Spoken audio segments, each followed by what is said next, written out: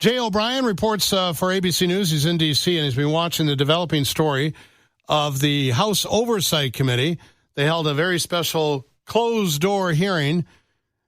Reminds me of the old Charlie Rich song, the country song.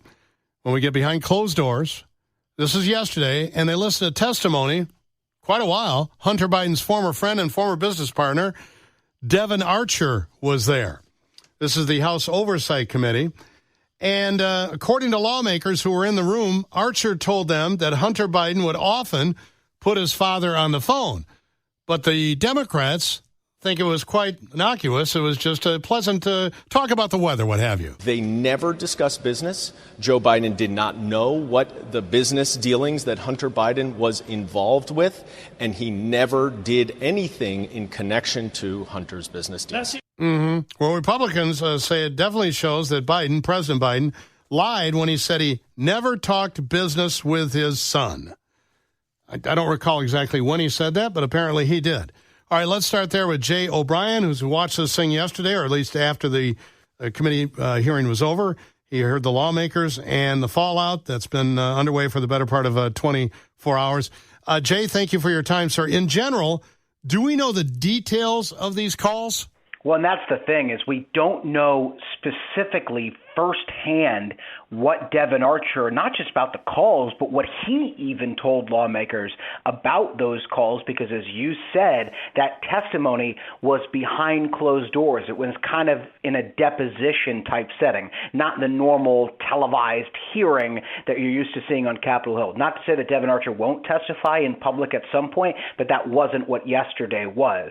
Now, the Republican-led committee wanted to hear from Archer because, as you said, they're looking for evidence that links Hunter Biden to his father's finances. You and I talked about this a little bit yesterday, but a word one of my colleagues used was jockeying, and it's a good description of the fact that lawmakers really jockeyed over how significant Devon Archer's testimony was, and it really came down to what side of the aisle you were on. Republicans came out from behind those closed doors yesterday and said Devon Archer blew the whistle, and they accused the president, based upon Archer's testimony, of lying. And then, of course, Democrats came out and said Archer didn't provide any evidence that linked Joe Biden to his son's business dealings. It really depended on who you heard from as they came out of that room. The person we have not heard yet is from Devon Archer, despite the fact that we heard a little bit from his lawyer, who just said we're aware that both sides are taking a victory lap on what he said. Why did Comer and Jordan decide to keep this behind closed doors off TV? It's a pretty common process, honestly, when it comes to congressional investigations. Oftentimes, you interview a witness behind closed doors, you gather their testimony, you fact-check their testimony because they can't lie to you, or at least it's illegal to lie to you, and then sometimes you call them before a larger proceeding. Also, timing is a factor in this, not to be the one that kind of pours cold water on it, but Congress is out in August. There are no members of Congress in that building except for the handful who decided to go to that testimony. So it's not to say that Devon Archer won't testify in front of the cameras in the House Oversight Committee room, but that's not what happened yesterday. So like I said, we're only getting the readout of what he said from the folks who were in that room, and the folks who were in that room, while also running this investigation, are professional politicians. When did President Biden specifically say, I don't have any knowledge of any business with my son? Oh, he said that repeatedly. That has been his line pretty consistently. And he's been asked also by reporters as recently as, my recollection is correct, a few months ago was the last time he got that question, maybe even a few weeks ago. Did you have any knowledge of your son's business dealings? It was a yes or no question because it was a shouted question at an event, and his answer was no. And that's why Republicans say, by nature of the president being on those calls, if what Archer is saying is accurate and being accurately represented by the lawmakers who are in that room, by virtue of him being on those calls, that is being involved in his son's business dealings. And that's why you're seeing Republicans like Jim Comer, who's the Republican running this investigation, say that the president, quote unquote, lied. The other side of that, as we've been kind of saying, is Democrats say, okay, he was on the phone, but according to Dan Goldman, who was a Democrat in that room, Archer never testified that those calls were about business. He testified that those calls, according to Goldman, were about the weather, were about pleasantries. So what is a call about business and what isn't, and who's telling the truth, that is still very murky. But you can expect when Republicans come back to the Capitol in September, they're going to be talking about this a lot. They already are. I heard Jim Jordan on, I think, Hannity, speaking about a dinner that Joe Biden attended with Hunter and some of his quote-unquote business associates. Was that part of the testimony?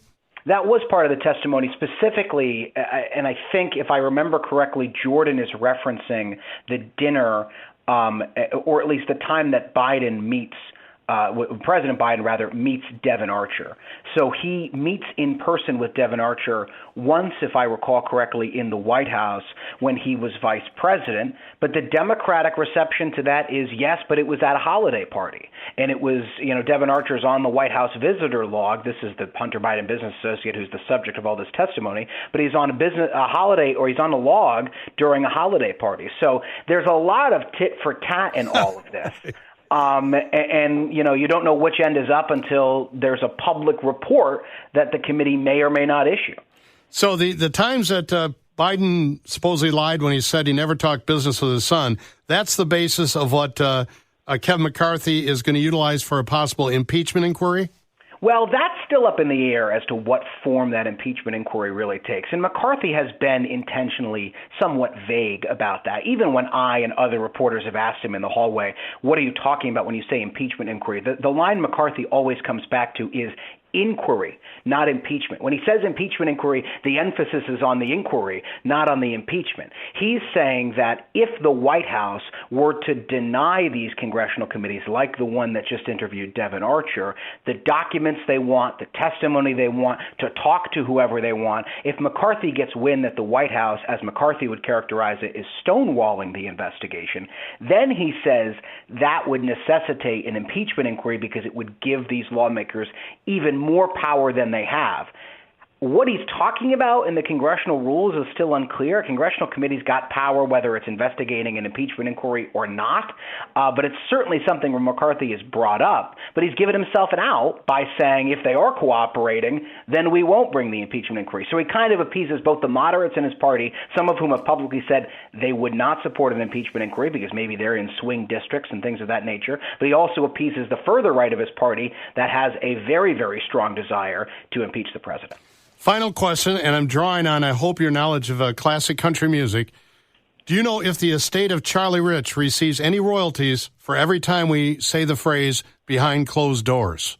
I don't. But if they do, then they are in luck, and they're going to keep being in luck because this investigation is not going to wrap up anytime soon. Jay O'Brien, thank you for your time. ABC News in D.C., we appreciate it, sir.